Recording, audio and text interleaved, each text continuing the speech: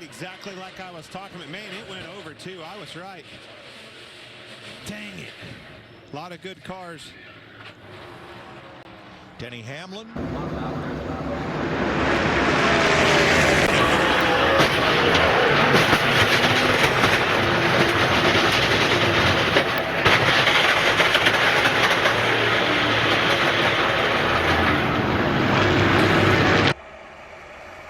Three Fords have separated themselves. A big push coming now for Harvick. Oh, and around goes a couple cars. Preece upside down. He's barrel rolling through the grass. Ryan Preece upside down in the infield. Take another look at how this happened. Going down the back straightaway, he makes a move or gets help from behind, and the car goes into the infield air. It just lifts right up off the ground. Violent wreck.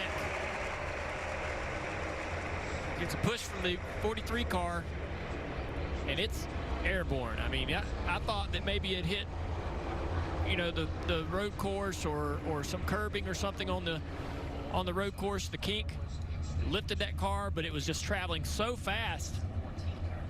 It happened right when it got in the grass. As soon as it got in the grass, that's when it started to lift. And then this is just violent. I mean, look at this car.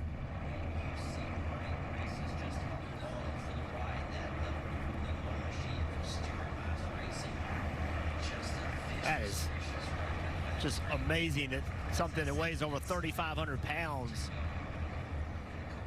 get in the air like that. It looks like a toy car flying through the air. But as you mentioned, Jeff, 3,500 pounds.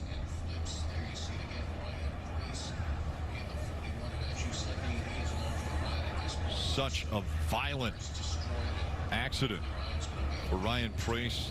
Thankfully lands on the wheels and then was able to climb out of that race car and will get checked out in the infield care center. Look how fast. As soon as that contact happens, he just hangs a left. You said it, Jeff. As soon as the car touches the grass, something about that gap or the air or something changes, and up in the air it goes right away. That is so scary.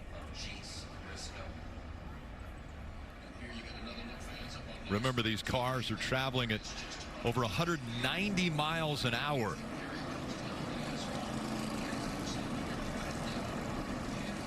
We've seen barrel rolls, but when it climbs into the air, I mean, even right there, multiple flips. 10. Every 10 time flips. it leaves the ground.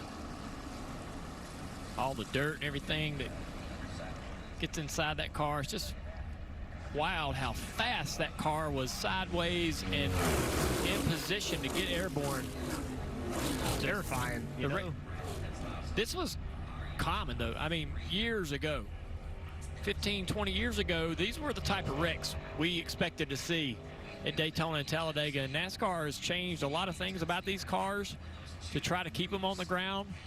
And for the most part, unless the cars find themselves in these odd situations, it works. That right there looked exactly like what we would see in 1985, in 1990, 1995, the way this car went up in the air and barrel rolled down the back straightaway. Well, I know wife Heather is watching. They just welcomed Rebecca Marie to their family August 7th. As I mentioned, Ryan Preece climbed out of the car. At start finish line, if you can keep your car straight, you're not going to let off until it's sideways and uncontrollable. There you can see. Watch the 7 car get up on its side. Oh, it's All upside the way down. upside down. Underneath Josh Berry. And it's still sliding on its side all the way down the wall. Yeah, he's going to finish the race. Look at that. That is wild. I thought I saw that. LaJoy, 19th. Wow. Unbelievable. Oh, it's going to go over.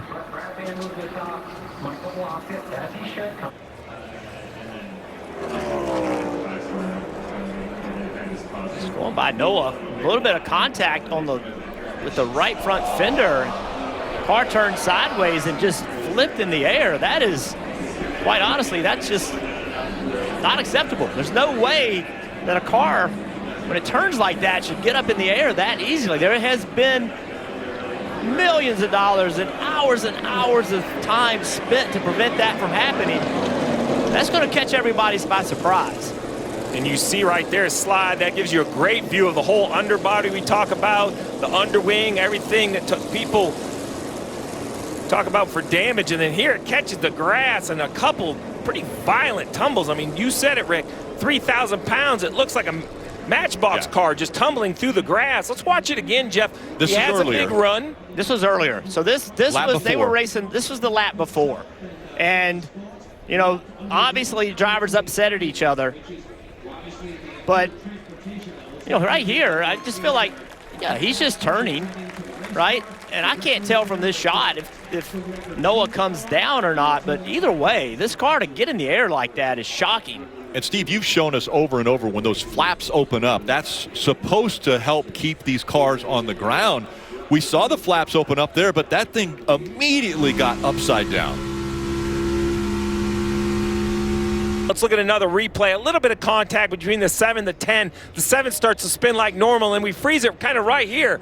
Roof flaps up, hood flaps are both up right here, which normally sets the car back down, not for the 7 of LaJoie instantly in the air, flipping him onto his roof, a big slide on his roof, all the way down into the grass, Jeff. We haven't seen a car flip that quickly by itself in quite some time. Yeah, it's pretty concerning because normally we see a car flip, there's another car involved and it can disrupt the air or push the car and help get it launched. But in this case, it really, I know they made contact, but really as far as it flipping, it's a single car event. So let's take a look at our virtual Toyota car and let's talk about exactly these.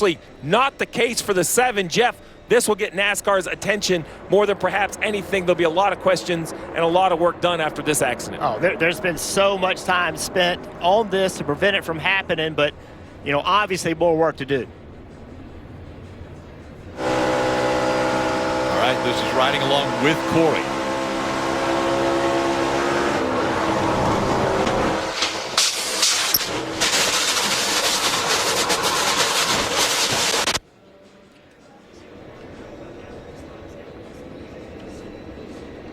No thanks, Rick.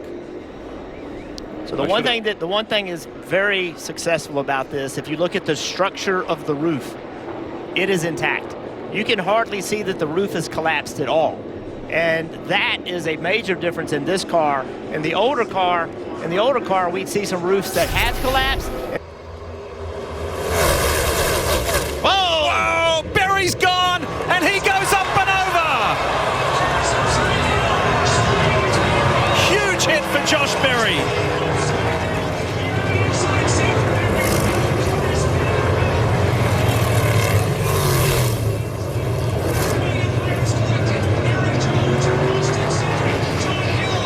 Eric Jones is involved. There's Austin Cindric.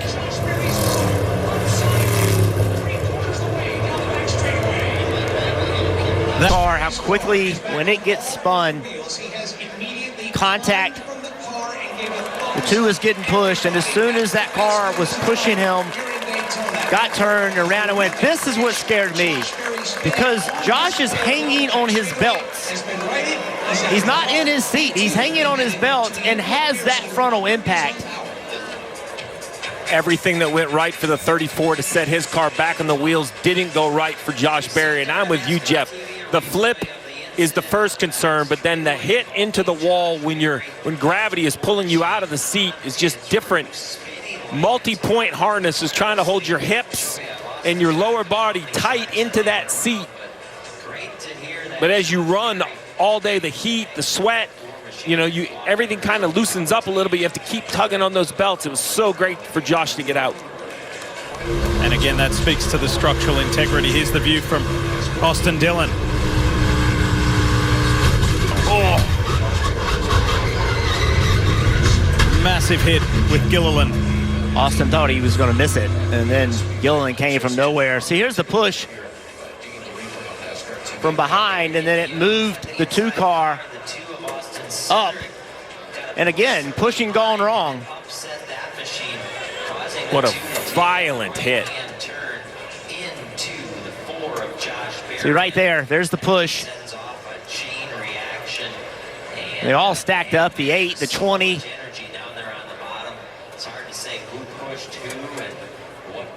Now, the one thing about that car, when it's sat down on the roof, yes, look at the integrity of the roof. It's sitting there really strong. That's something this car is really good at. The older car, that roof would collapse. This car is much stronger. This is two weeks in a row, Steve, with cars in the air. Yeah, a change was made. Obviously, more work to be done. At these speeds, the cars, here we go. This is on board with Barry. Have a listen.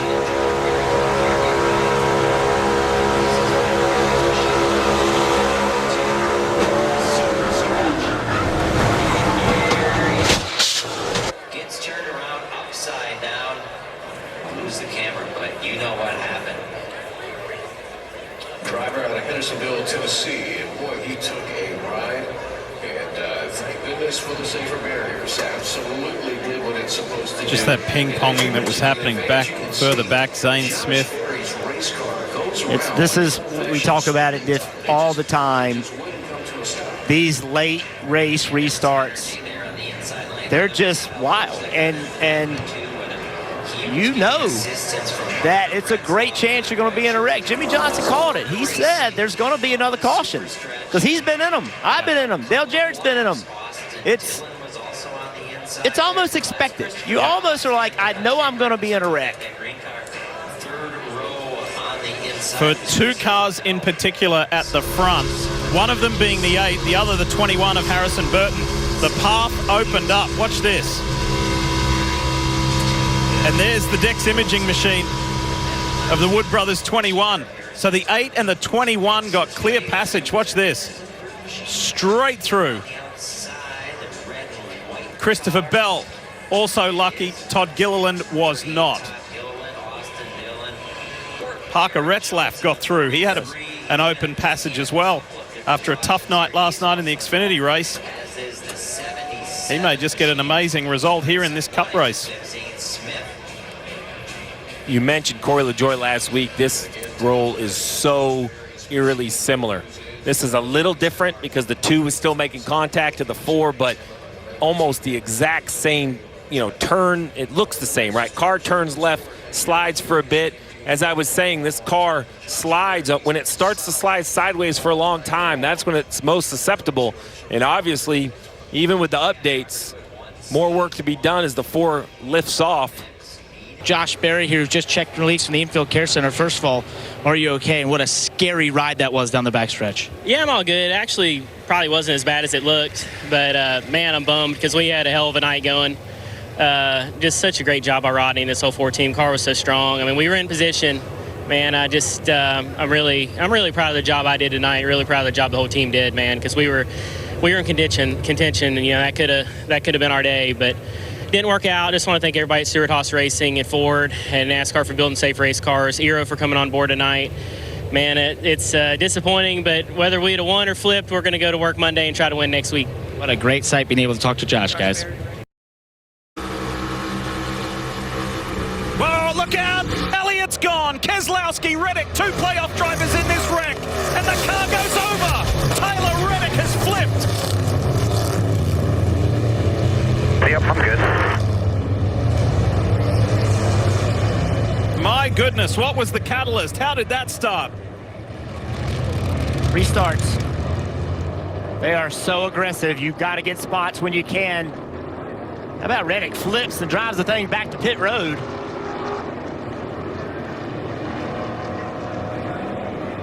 Oh, that's a bad sign right there, Steve. Yeah, I believe it's the left front that has the issue. Let's check it out, Diff. So Reddick is up high. We'll look at the 45, the Jumpman car. There's contact. Contact maybe with Truex and Elliott. That was the spark. It is. Truex and Elliott side by side. I don't know if it's contact or just arrow tight, but the 9 of Elliott up the racetrack, not meaning to, catches the 45. Around goes the 45, and as the 45 gets in here, he hops onto the quarter mile and gets upside down. Crazy looking accident for Tyler Reddick in the 45. That is crazy.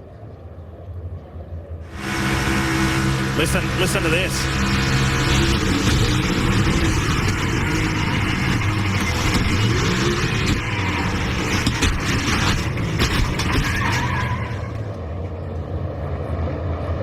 contact. It just looks like to me, Truex is up the racetrack. Then the 45 goes over that. Yeah, the quarter-mile track. Yeah, the quarter-mile track. And when he hits that, it just rolls it. And then he drove it back to the pit stall. The left front upright, I believe, is broken on the 45, so he's done, which you would imagine after a wreck like this. You see Brad Keselowski in it. Chase Elliott's view. You hear him out of the gas, right? So either contact, aero, tight combination. Chase Elliott knows he's in trouble. But at 170 miles an hour, you know, you're going to cover a tremendous amount of distance. And you see him up the racetrack, 45 trying to go by. You ask why the 45's there, because if you don't fill those holes, you will never move forward in these races. And it just runs out of real estate, exit of turn 4. Something crazy going on behind this is the 12 car. I looked up and he was spinning out off of turn 4 after the caution. And then he... Wow, what's happening? I don't know. Marty, you got more on this? Digging into what's going on with the 12, but it looks